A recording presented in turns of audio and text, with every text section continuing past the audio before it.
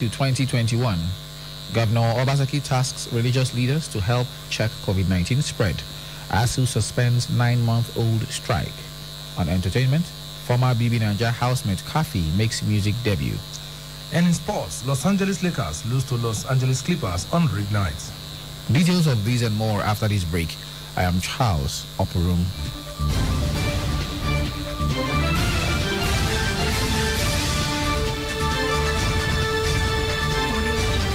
Now the news in detail.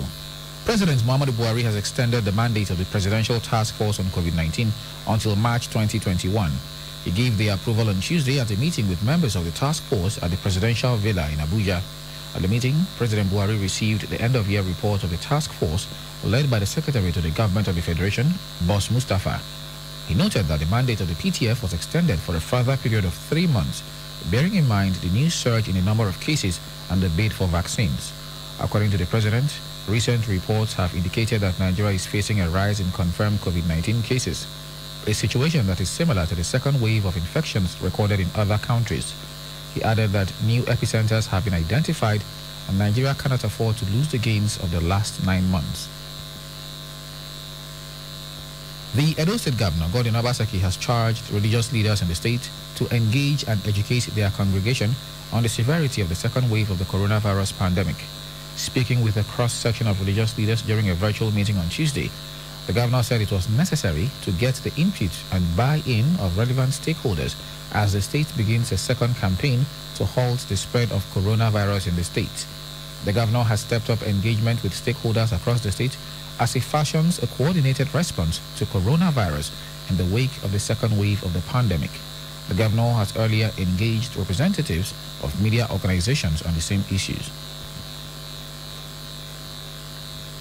A former commissioner for health in Edo State, Dr. Patrick Okundia, says the state and its medical professionals are ready for the second wave of the coronavirus pandemic. He disclosed this on Tuesday in Benin during a meeting organized by the Medical and Dental Consultants Association, Edo State Hospital Management Board chapter.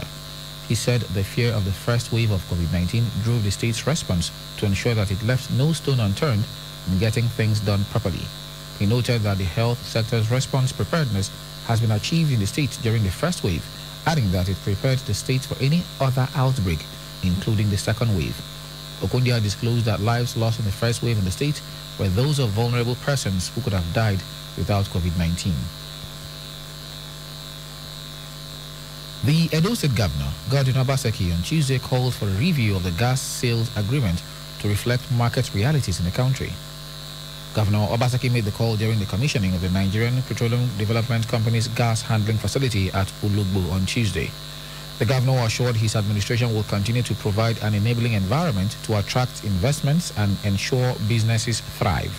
He said the gas sales agreement signed many years ago needed to be reviewed so that the price of gas offered to Edo residents will reflect the reality of today's market. He assured the federal government that he will work with them to make Ulugbo and Edo a gas hub to woo other investors to invest in the location. Obaseki commended President Buhari, the Group Managing Director of the Nigerian National Petroleum Corporation, Mele Kyari, and the Minister of State for Petroleum Resources, Timipire Silva, for the commissioning of the storage and dispensing plant, noting that the deal commenced the domestic gas revolution in Edo State. Coming up in a moment, ASU suspends 9-month-old strike. Details in a moment after this break. Stay with us, please. At split seconds, there is a lot happening around us, but we can't be everywhere all the time. We've got work, families, and chores to cater to, and most importantly, time to rest. And that's why having reliable partner like KUFM News is important. Sleeping? We don't. We work round the clock, bringing you stories as they break from Nigeria and across the world. We would stop at nothing to keep you informed, because KUFM News is all about you and stories that affect you. Politics, business, human interests, sports, entertainment, just name it. We've got you covered. KUFM News. Timely, precise, spot on.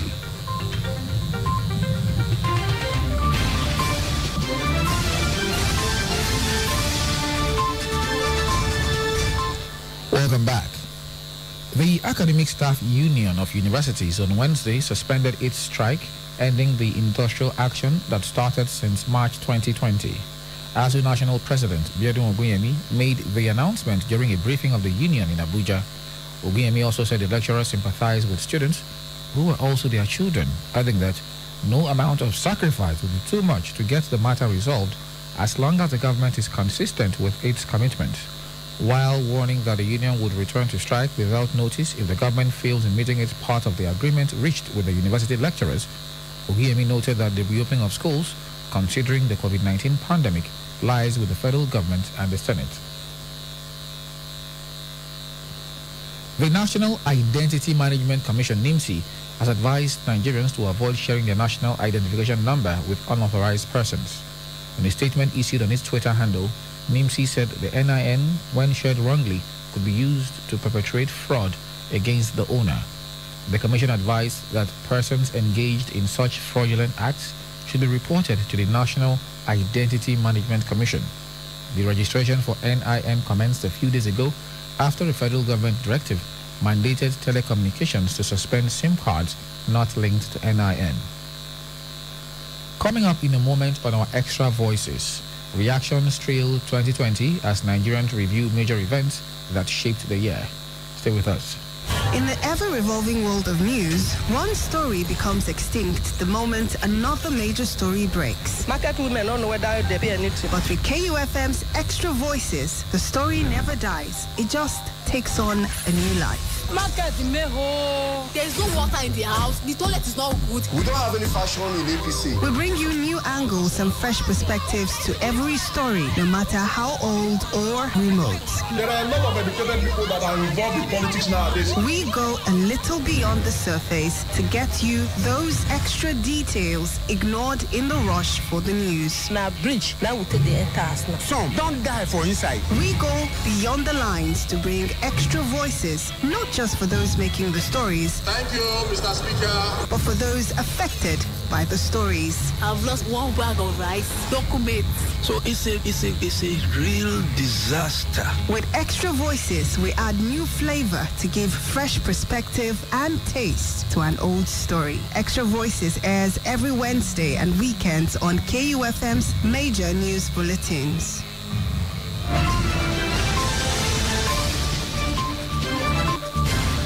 The year 2020 means different things to different people. While the year could have passed as one to be remembered for some people, many still consider the year as not being a good one. In this edition of Extra Voices, our correspondent Nusahai Wadiai highlights the good, the bad and the ugly of 2020, especially in the health sector. The year 2020 is winding down, but the challenges it brought is still bold in the minds of many. It began with so much prospects, and many citizens across the world were full of aspirations. Soon it bettered its unforeseen challenges, such as COVID-19 and its lockdown, the SARS protest, which culminated into unrest, and eventually insecurity sets in. Come on, no worry.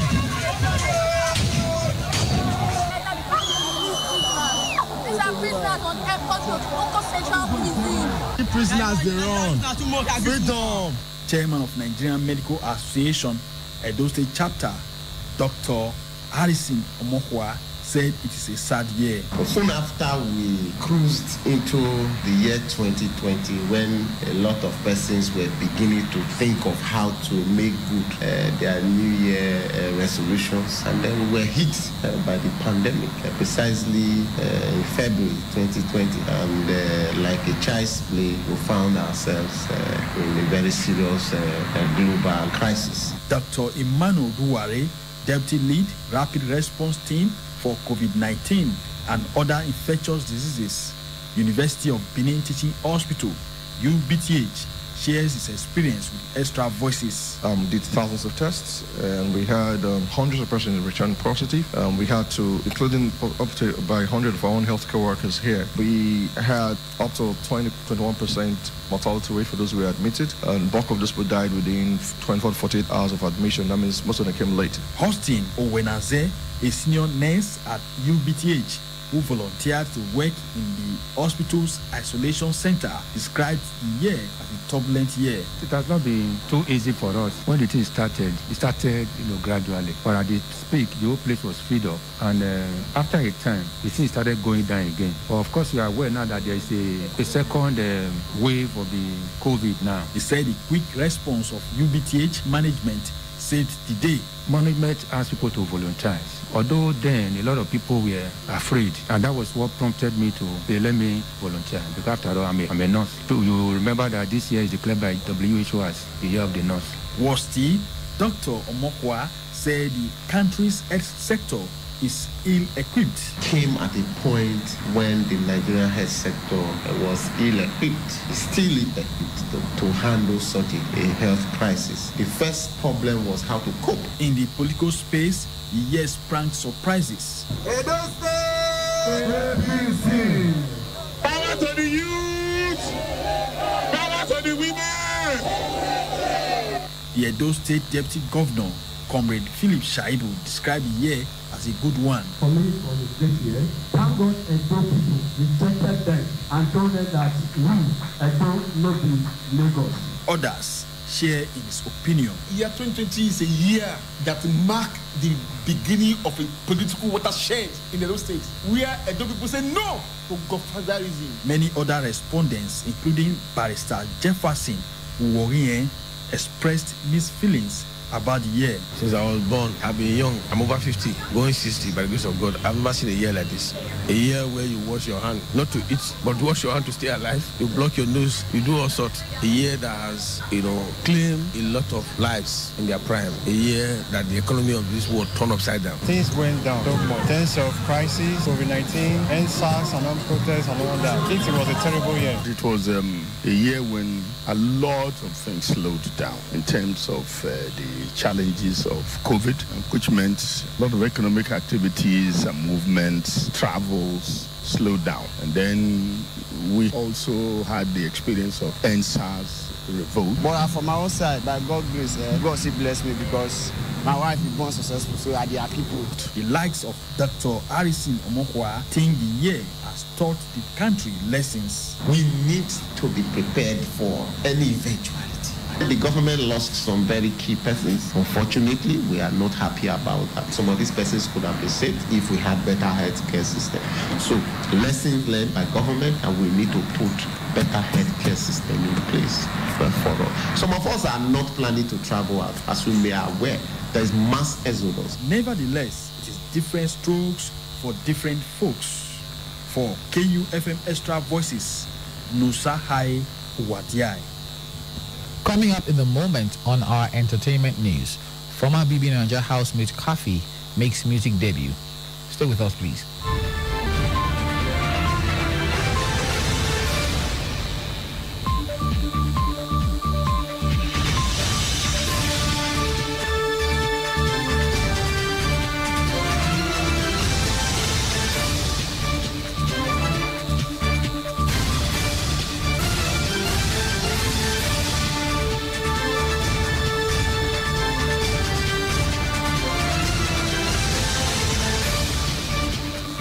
Welcome back. You're still on the news break on 92.7 KUFM Benin City, and over now to our entertainment, where former Big Brother Naija housemate and UK police officer Kafi Karim has released her first song, Commander-in-Chief, which was inspired by the aftermath of the NSAS protest that rocked the country 2 months ago. The 30-year-old shared a clip for her song in an Instagram post on Tuesday. The reality star, who featured gospel singer Gabrielle, said she recorded the song back in October, but only had the courage to share it now. And finally, on entertainment, Barbadian singer, actress and businesswoman Robin Rihanna Fenty, professionally known as Rihanna, is facing a new lawsuit for allegedly using a song in Fenty. The 2-year-old is being sued by a German musical duo called King Khan and Sabalu for allegedly using one of their songs without their permission. The pair alleged that Rihanna used a track of theirs entitled Good Habits and Bad in an Instagram post promoting her Fenty fashion line. The duo also claimed that Rihanna did not have their permission to use the track on the ad, theorizing that she just lifted the song from a music streaming platform. King Khan and Sabalu are seeking unspecified damages, along with demanding that she stop using their song. According to the lawsuit, the Instagram ad racked up more than 3.4 million views. And that's it on entertainment. Over now to sports, where LA Lakers lose to LA Clippers on ring night. Egosa Egbeka has more in our sports bulletin this morning.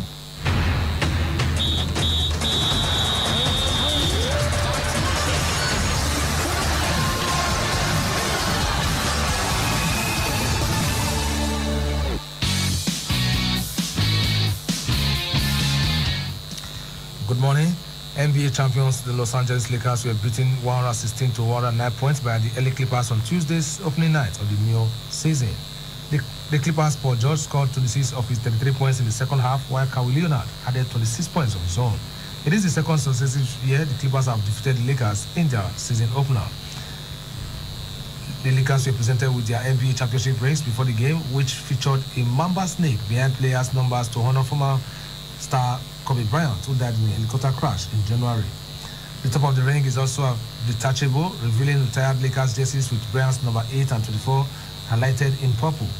The Lakers couldn't cap off ring night with victory, though never leading against the Clippers, who had at most a 22-point advantage in the first quarter. LeBron James top scored for the hosts at an empty Staples Center with 22 points. In what was Tyronn Lue first game as Clippers head coach, George and Leonard became only the third pair of Clippers teammates and the first since 2016 to score 25 or more points in a season opener. Elsewhere, Brooklyn Nets defeated Golden State Warriors 129 to 99 points.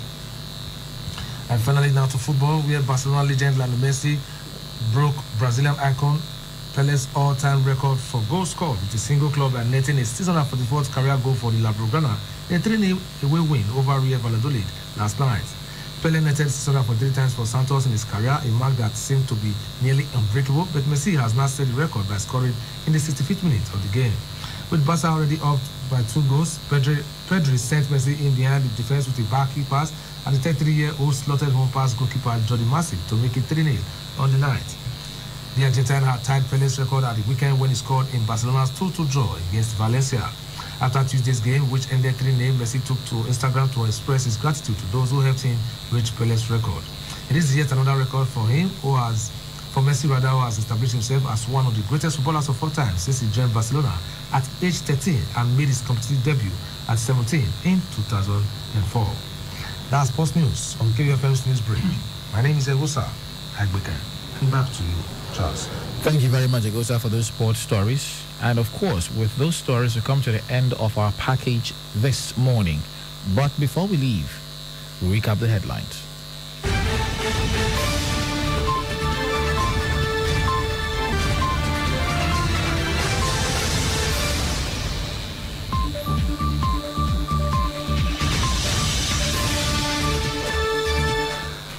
President Muhammadu Buhari has extended the mandate of the PTF on COVID-19 to 2021. Governor Obaseki has tasked religious leaders to help check the spread of COVID-19. And the Academic Staff Union of Universities has suspended its 9-month-old strike. Do remember that the continued unity of Nigeria is a collective responsibility. Be sure to play your part. Do not forget, you can listen to us from anywhere in the world by visiting our website at www.kufm.net, or you can download our mobile app from the Google Play Store. We are also live on YouTube at KUFM Nigeria, and you can also listen to us on radiogarden.com. KUFM News Break was produced by Blessing Asekome. I am Charles Oporum saying thanks for listening and good morning.